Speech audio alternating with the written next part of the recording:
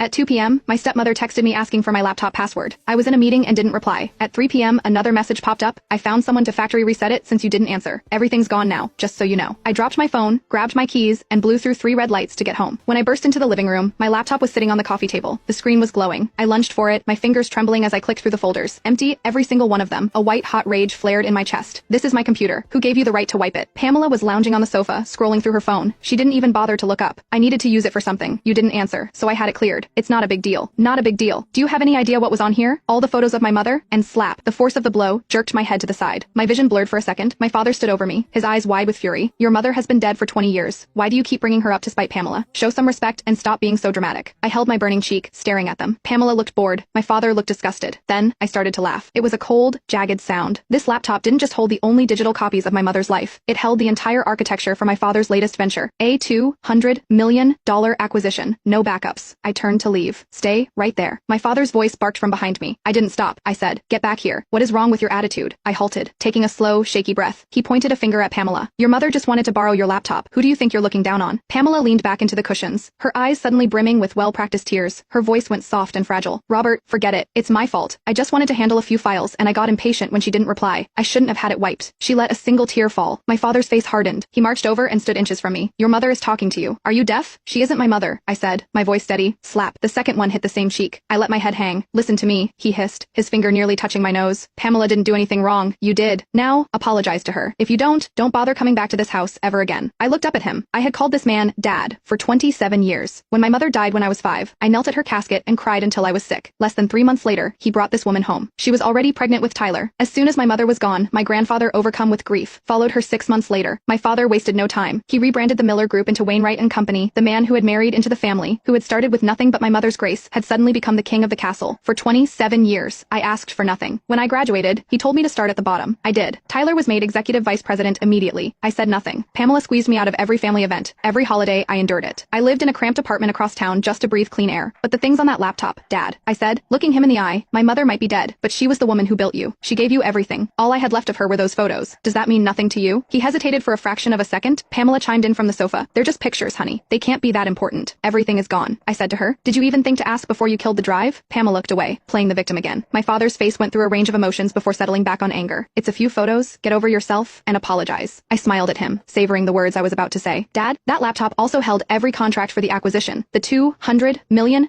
deal. It was all in there.